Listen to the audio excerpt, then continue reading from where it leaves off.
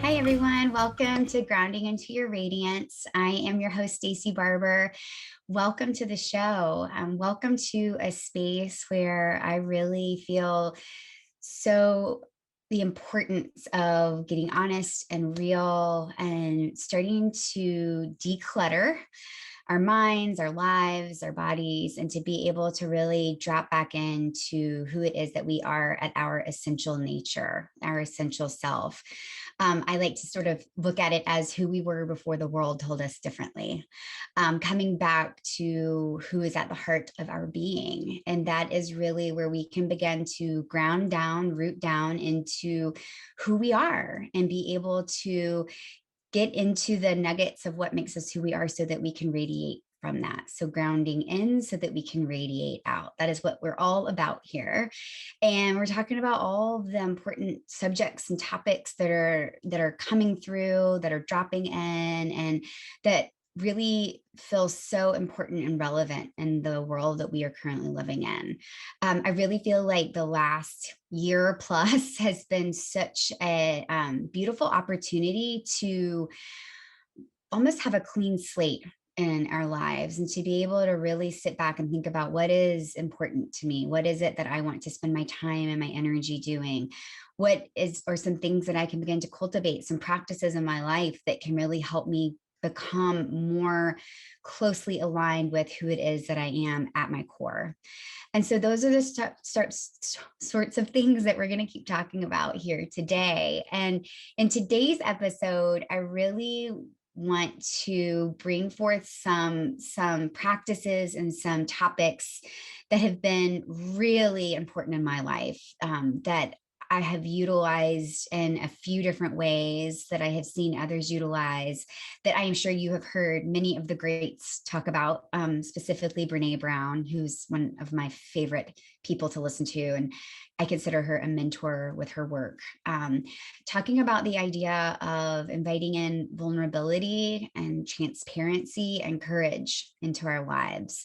What that means, what that looks like, how we can begin to allow those practices to come in effortlessly, because at first they sound pretty darn scary, to be able to allow ourselves to see the goodness that they offer, to allow ourselves to then really get clear on what is it that I want to be able to bring forth into the world? Who is it that I want to show up as? What are the gifts and the qualities that I want to be able to share with others? And how can I do that from a space of vulnerability, transparency, and courage?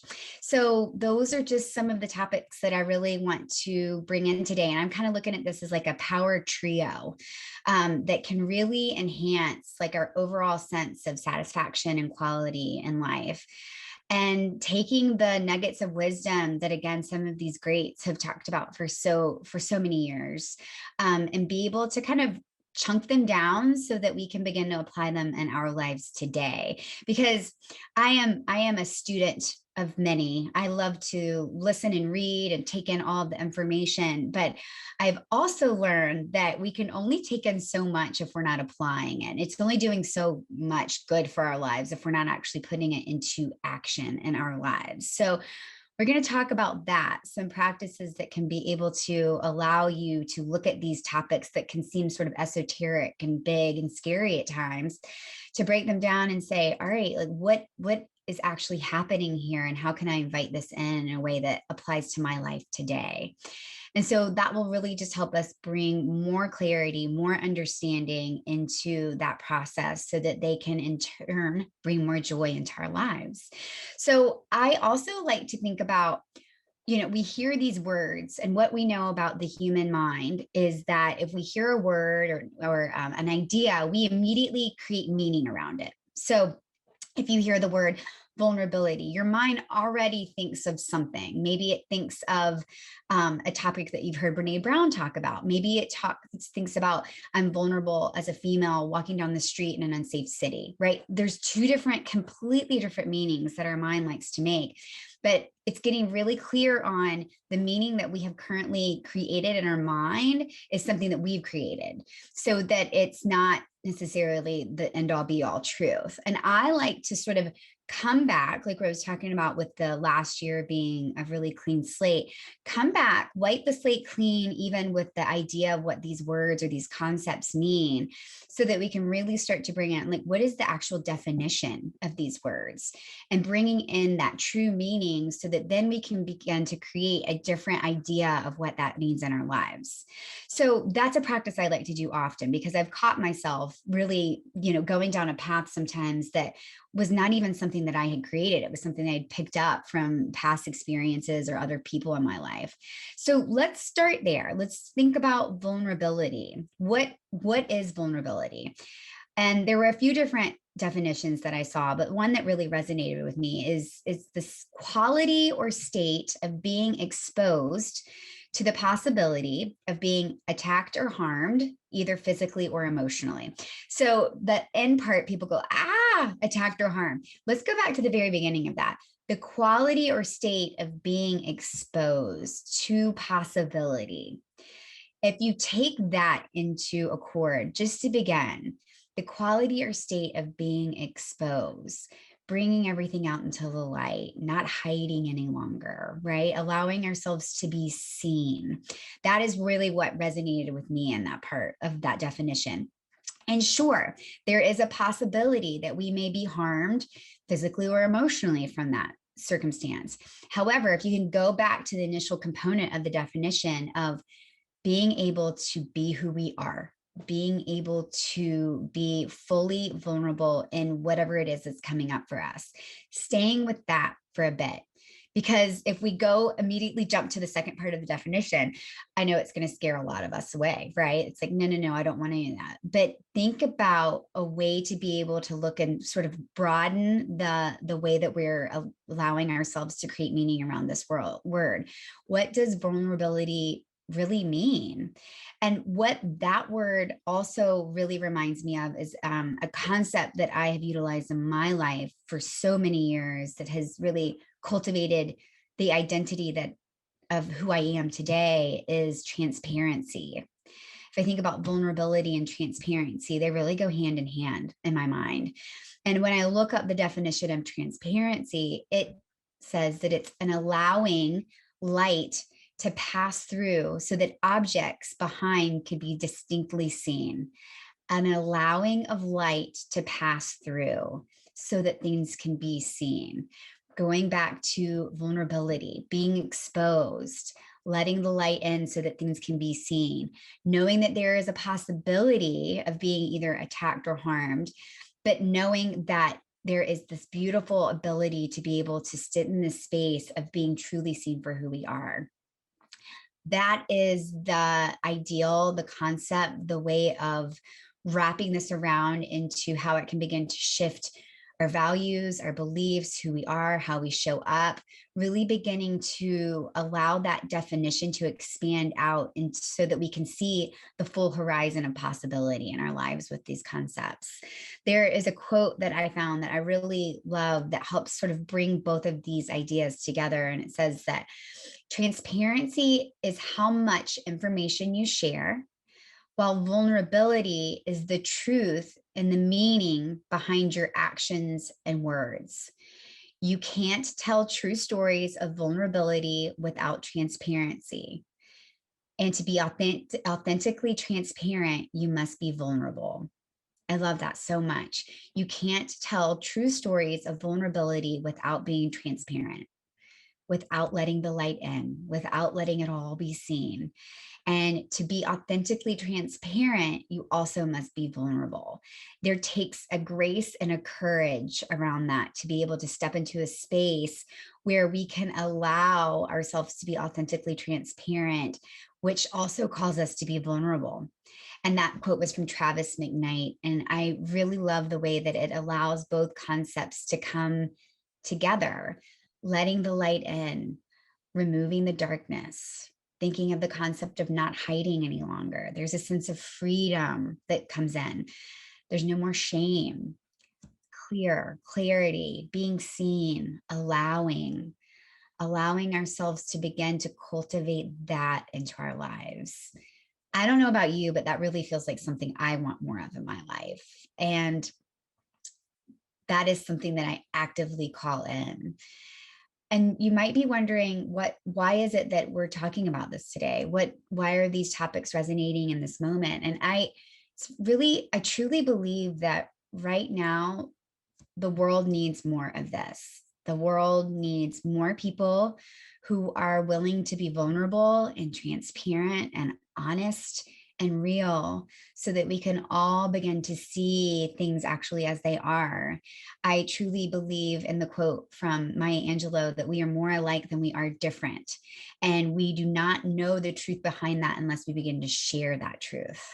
And so to practice all of these actions really takes a sense of courage. And courage means the ability to do something that might frighten or scare you, right? But it's also showing strength in the face of pain or grief or that fear. So thinking about how we can cultivate that ability to do something in spite of the fear, to allow ourselves to become vulnerable and transparent. This courage allows us to return back to the essential nature, our essential selves of who we are and who we're meant to be.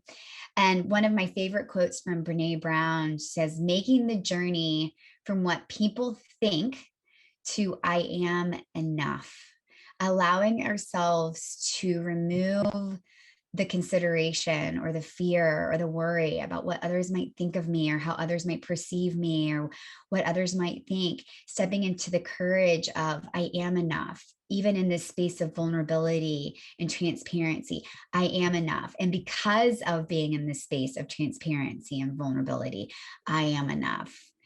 I'm going to leave you with that thought for a moment. We're going to come back in just a bit, but I want you to just start to allow yourself to consider what meaning have you put behind the words transparency, vulnerability, and courage? And how can you start to allow yourself to begin to let these different definitions, these different ideas, these different concepts begin to marinate in and begin to create something beautiful and new. So we're going to take a quick break. I'll be back in just a moment. This is Grounding Into Your Radiance. I'm Stacie Barber, and I'll see you back in just a bit.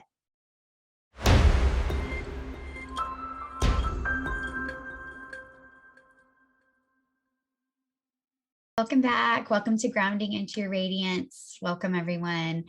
I am your host, Stacie Barber. I am so honored to have you here to continue the conversations that really matter and that I hope and pray will make an impact on your life in such a positive way.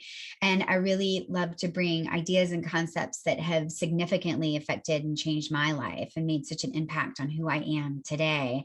And the topic that we're speaking of today really has done that for me. Really talking about the ideas of vulnerability, transparency, and courage. I like to think of this as the power trio, and how this idea, these ideals, the combination of the three can really start to catapult you into really reconnecting with who you are at such a core level, and begin to give you that deep sense of courage and I am enough to be able to bring that forward into the world. I am coming back and forth with a lot of Brené Brown's quotes. She is such an amazing, impactful human being in this world that has done so much beautiful research around shame, vulnerability, and all of these concepts. And I just really want to thank her for beginning the conversation on such a universal platform, so that we can all really start to dig into how these ideals and concepts can completely change our lives. And something that she has once said about vulnerability is that vulnerability is not a weakness. For her, she defines vulnerability as emotional risk, exposure, and uncertainty. It fuels our daily lives. It is the birthplace of innovation, creativity, and change. And I love that so much. And I find that to be so true, that it is the fuel of our daily lives, because it allows us to get into that space of, I am enough and I can create and innovate and change and completely affect the world within and around me in such a beautiful way. I can personally speak to the power of vulnerability, and the importance of inviting it in to our lives. Something that happened just recently that I think is really, could be really important to talk about here. So about a week and a half ago, on April 2nd, it was my husband's 40th birthday party, 40th birthday. And we had a very safe gathering to celebrate him and to show him how much he means to so many people in our lives, and to show him how truly loved he is. And we had an amazing group of our family and friends that we've really adopted as our chosen family. And it was a really special time. I know that he felt extremely loved, and the individuals that showed up, really, it was made such an impression on both he and I for years to come. But about a week before the big day, I felt this deep inner tug that it would be really important for me to actually speak at the birthday party, to actually come up with something to say, to speak directly to Brandon, my husband, to be able to express all of the things, right? All of the things. We've been together for 16 years now, all of the dips and the highs and the valleys and the hills that we've been through, and just to really provide a heartfelt, honest, and transparent speech. And so I sat down one day and I just pulled out a piece of paper. I lit my incense, I lit my candle, and I just called in whatever it was that was meant to come. And it felt like I wrote for hours. I think I was really only there for maybe 45 minutes. And when I felt like I had sort of an idea or concept of what I wanted to say, I just sort of put the speech away. But I would come back to it every day, just sort of reviewing it, tweaking it, not really changing the core of it, but most honestly, to be able to begin to say the words out loud that I know that I wanted to say without turning into a complete puddle of tears, because I am a very emotional person. But to ultimately just keep the message really authentic and real. The day of the party, I was a complete wreck. I was full of nerves, which is hilarious. If anybody knows me on a personal level, you know that I talk all the time. I have no problem talking about anything and everything. I'm typically jabbering if I'm not reading a book or whatever. Like, I typically don't have a hard time speaking in front of other people. But this was a bit more of a formal situation. And so I found myself getting really nervous. And it was that idea of, this is an opportunity that I'm getting ready to step into that is calling deep vulnerability, transparency, and a heck of a lot of courage, and to stand in front of this group of people that have known both of us for years, and to be able to speak to the man I love about the last 16 years of our lives together. And it was really asking that from me. And when the time felt right, I finally walked up and I grabbed the mic.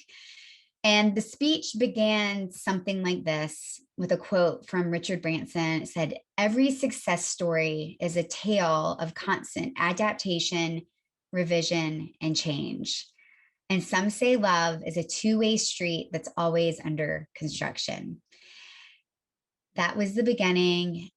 And as I started going into this speech, what I said, the words that followed, were a true, honest depiction of the love story between the two of us that's not always been perfect.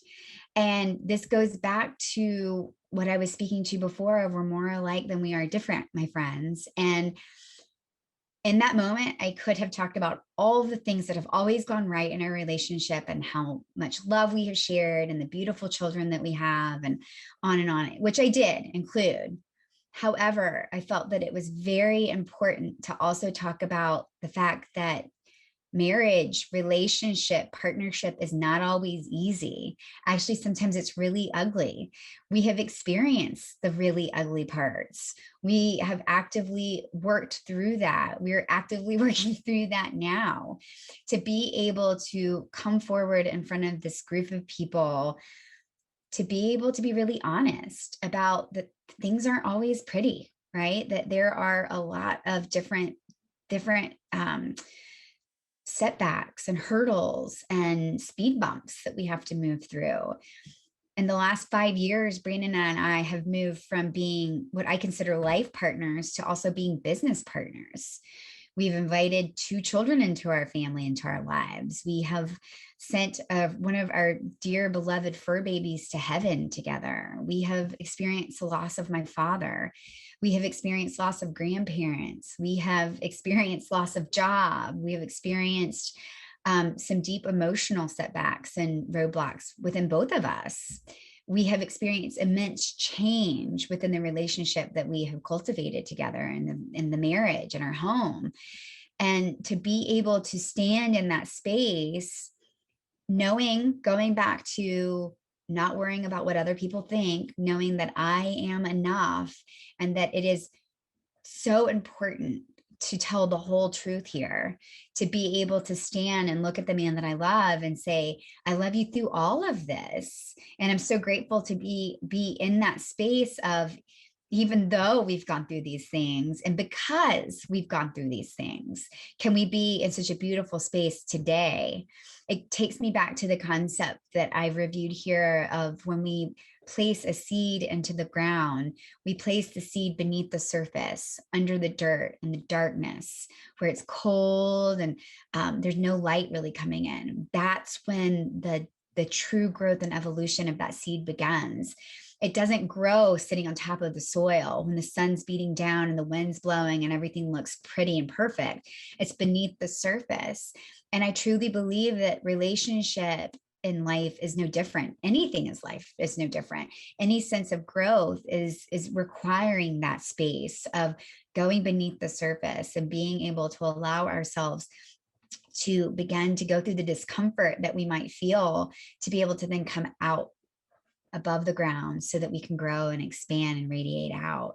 And that took an immense amount of vulnerability, transparency, and courage. And what I can say to you on the other end of standing up in front of this man, this group of people, is that I'm so grateful that I didn't get in my head, that I didn't let the nerves stop me, that I didn't let the fear of what if I turn into a puddle of tears, because that was a real one, stop me, that I, in spite of all of the things that could have gotten in the way, I stood in that space of saying, yes, this is what I know that I need to say. If not now, then when? If not me, then who?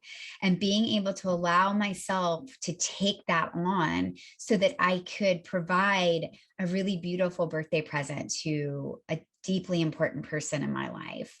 And it brings back the idea of that really saying what you mean and meaning what you say, and being able to cultivate the opportunity to be able to step into the light when it's calling you forward, seize the moment. I'm so grateful that I took the opportunity to bring that into his experience and into everyone else's, including mine.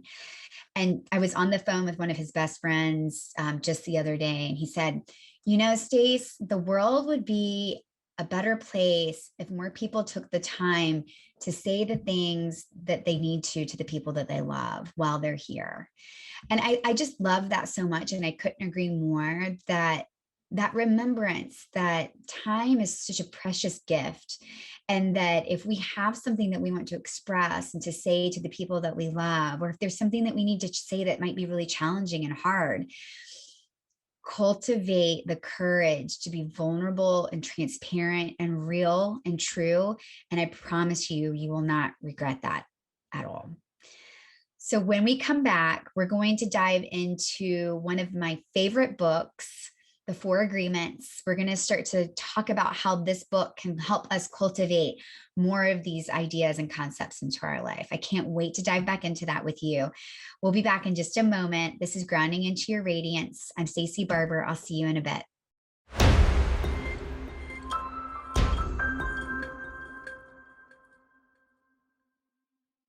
Welcome back, everyone. Welcome to Grounding Into Your Radiance. I'm Stacie Barber. I'm your host today. I'm so honored to have you here. I would love to hear from you in different areas. Reach out to me. My email is stacie.barber@gmail.com, and my website is staciebarber.com. And you can find all kinds of great content, ways in which we could work together, and then also just ways to be able to reach out and let me know what it is that is resonating with you, what you'd love to hear more about. I would love to continue to bring deeply relevant topics here to you. So please feel free to reach out. I would love to hear from you. Today, we are continuing the conversation around what vulnerability, courage, and transparency really look like in our lives, how they can instill such a sense of worth and really help us connect back to who we are at our core. And I think so often these concepts can feel really big, like we were saying before, esoteric, like out there. How can I bring more vulnerability or transparency or courage? I can't just reach out and grab them. How am I supposed to bring more of them into my life? And as I was contemplating this for myself, I was bringing this here to you. The book that really helped me cultivate this in such a deeply meaningful way immediately came up in my mind. And that book is The 4 Agreements. And if you haven't read it, I urge you to go out and either download a copy or buy a copy. It is such an impactful book. It is a quick read, but it is one that will change your life in so many different ways. And it's interesting when I talk to anyone about this book that there'll be 1 or 2, sometimes for all 4 of the agreements, but there's usually like 1 or 2 of what is considered the agreements that really stand out and make such a deep impression on others' lives. And so in this book, in the 4 agreements, it was written by best-selling author Don Miguel, and I think it's Ruiz. I'm not exactly sure. It's Ruiz. And it really reveals the source of the self-limiting beliefs and ideals and concepts that tend to rob us of joy and create needless suffering. So what we were talking about before, this idea, this meaning that we're creating around things, getting stuck in the what ifs. And it's based on ancient Toltec wisdom, which offers a powerful code of conduct that can rapidly transform our lives into new experience of freedom, true happiness, and love. And for me, it really helped call in a sense of ease. It allowed me to look at things completely differently than I had originally done, and also allowed me to look at others in a completely different way. And for that, I'm just so grateful. I can hands down say that this book has helped me with every relationship in my life. Being a business owner with the instructors that are at the studio, it has helped me with the relationship that we were previously talking about in my marriage. It has helped me with my children. It has helped me with my extended family. It really helps come back to what are some agreements that we have made with ourselves that may or may not be fueling us or serving us any longer. And how can we make a new agreement? How can we make a new pact with ourselves to be able to look at things in a different light? So I want you again, encourage you to read the entire book. But what I want to provide for you here is just a bit of like an outline or an introduction if you haven't read it, or maybe a review for some, just to begin to allow these ideas to resonate inside so that we can look at this from the lens of vulnerability, transparency, and courage, how we can make them a much more tactile experience in our lives, bring them back down to that real life day-to-day experience. So the first agreement that he brings forth is to be impeccable with your word, to be impeccable with your word. So what this agreement is asking us is to avoid gossip, lies, empty promises, and other ways in which we can cause problems with our words. When we are acting versus responding, when we are speaking outward when we should be really going into that space of introspection inward. And going back to what we were speaking to before, saying what you mean and mean what you say. There's a practice that I share with many of my coaching clients, and I honestly can't remember exactly where I brought this from or remember it from, but I use it often. And before saying something that might be caught right here in our heart or our throat, that there's a second guessing, asking ourselves 4 different things before we say it out loud to ourselves or to another human being. The first would be, is it kind? Is what you're getting ready to say kind? Is it true? Is there truth behind what you're saying? Is it necessary? That was a big one. I usually got stopped at the third one. Is it necessary? And the fourth is, will it be harmful to myself or to another? If you say, yes, it is kind, yes, it is true, yes, it is harmful, and no, it will not be harmful to another, then there is an opportunity to speak from an impeccable way. If any of those come back the other way, it's giving you the invitation and permission to think, maybe I should second guess this for a moment. Let me pull back.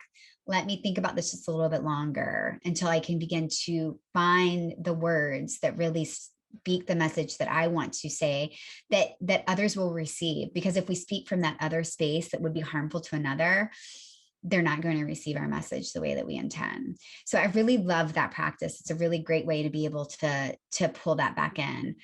And thinking about, what happened last week, standing in front of these people that I love, speaking to Brandon, coming back to speaking from an impeccable speech, right? That I knew if I was standing there and saying the day with that mic in my hand, that I knew it was a message of love, it was a message of truth, and one that was of importance to the man that I have loved and shared my life with for the last 16 years.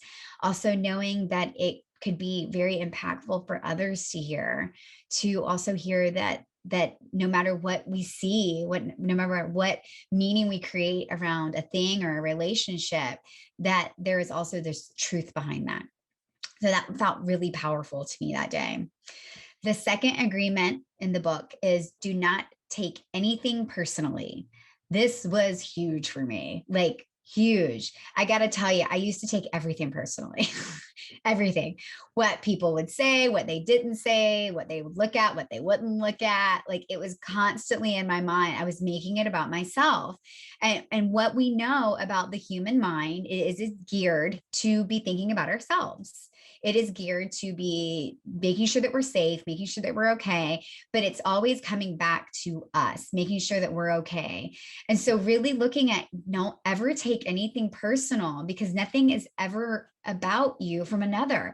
We're all geared to be thinking about ourselves. And it sounds really selfish when we think about it that way, but it's not. It is, we're geared to be thinking about how these things will affect us, and not in a malice or ill way, but it is just, again, looking at that primitive resource of safety and making sure that we're okay.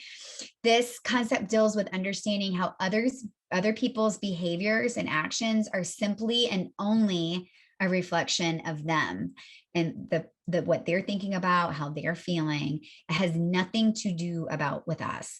Our minds are built to worry about ourselves.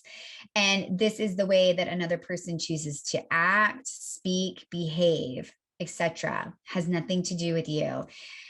This has really changed so much when I can express this with other people. I think often when I have new clients come into the Pilates studio, and at first it can feel intimidating. There's a lot of other people, what are other people going to be watching me?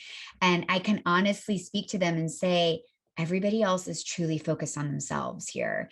And that when you get on your piece of equipment or your mat, you're going to be so focused on yourself and your breath and what's happening in your body that you're going to forget that anyone else is around. And I like to take that concept outward, and that it's so true with everyone else, that when someone is saying what something is saying about us or thinking about us, or um,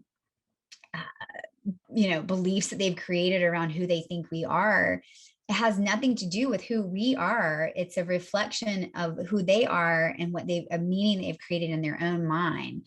And so I also really took this into heart when I was standing in that mic that day, is reminding myself of the truth that knowing that anyone else's opinion of what I had to say was not truly about me, or honestly, not even my business, because I had to stand strong in my why I was standing there, and to release anyone else's opinions of what their thoughts or beliefs were around what I was saying or what that meant to them.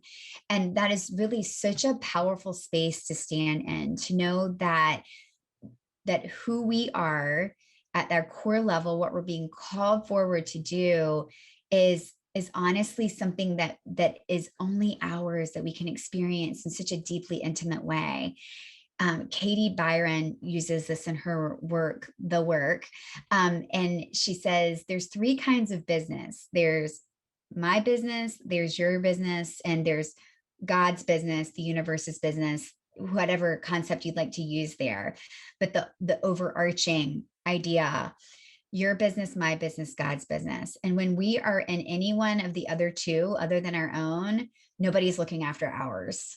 And so I love that idea about this, not taking anything personally, because if we stay in our own lane, if we stay in our court, if we stay aligned to our why and truly follow our heart and our desires, then the other parts really don't matter, because we know that we are aligned with ourselves and exactly what we're being called forward to do. I love that one so much. That has been the one that if anyone says the 4 agreements, I'm like, nope, don't take anything personally. That's mine. So we're going to take a quick break. We're going to cover the last 2, the 3rd and 4th agreement. I love them equally. They're so important to, again, begin to cultivate a sense of vulnerability, transparency, and beautiful courage in our lives. So don't miss out. Come back. We'll be back in just a minute. I'm Stacie Barber. This is Grounding Into Your Radiance.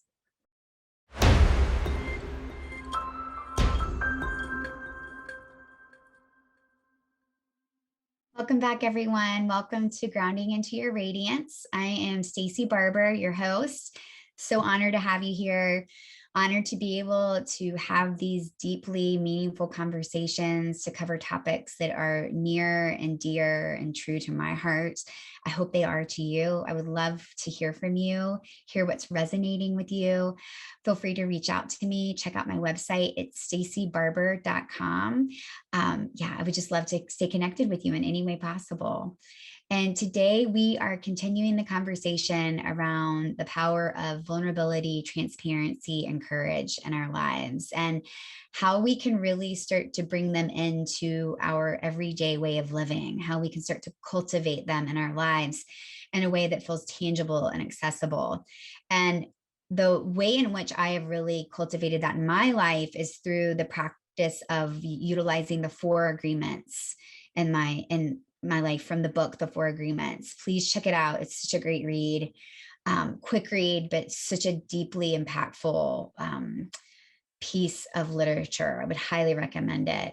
So we covered the first 2 agreements, the first being impeccable with your words. The second one is not taking anything personally. The 3rd agreement is to not make assumptions. Don't make assumptions in our lives. I love this so much because I think there's so much truth behind. We never truly know another person's story, history, or background until we know.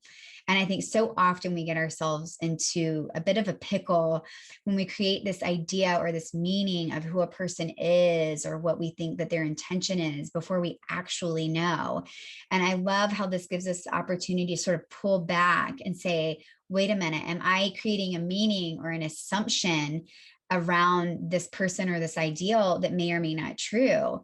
And so often we can get caught up in the the what ifs, if we miss out on the goodness that life sets before us. Like, what if I get up in front of this group of people and I completely botch the whole speech?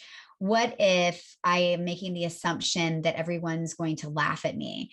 What if all the things, right? There's so many ideas that we can begin to allow in an assumption of what we think could or couldn't happen, that we really do miss out on all of the beautiful things that are actually happening in front of us, or that could happen in front of us if we gave them the chance. I'm reminded of the quote from Mark Twain that says, "Some of the worst things in my life never even happened."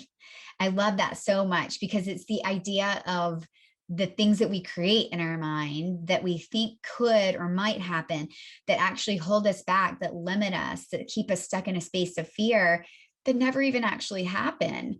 And if we allow ourselves to get into the assumption or the idea that this is going to be the truth, then we miss out on life. And so really catching ourselves in that space of not making assumptions, so that we can move forward from a space of courage, transparency, and vulnerability.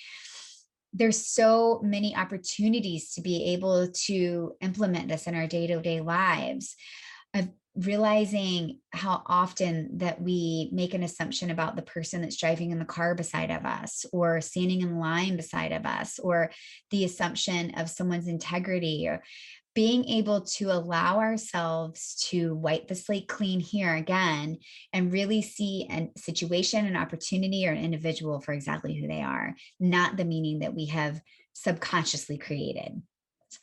And the fourth agreement is to always do your best.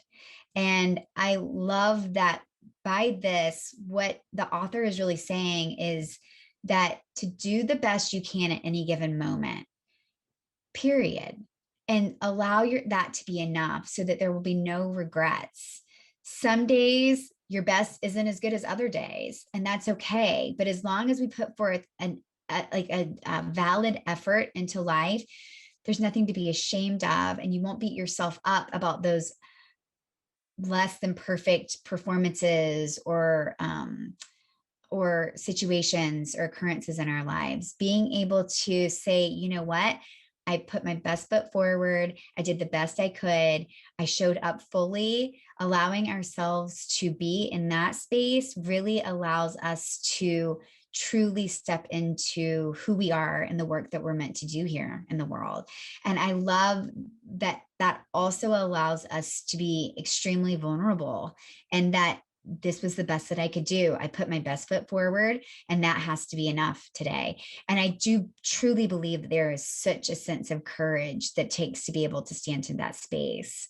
And so letting those four ideas, being impeccable with your words, not taking anything personally, not making assumptions, and always doing your best. If you can think about how that allows us to call in the vulnerability, that state of being exposed to the possibility of being attacked or harmed, either physically or emotionally. Transparency, allowing the light to pass through so that objects can be seen, right? The transparency, being able to see through. Then asking for the courage, the ability to do something that might frighten someone, frighten you, that might bring in that fear, but that also showing the strength in the face of pain or grief. Allowing all of those concepts to start to mold together, thinking about how we can allow the concrete concepts of not taking things personally, not making assumptions, being superior and impeccable in our words and our speech, and doing the very best we can. That gives us the freedom to then invite in the sense of vulnerability, transparency, and courage that life is really calling us forward towards.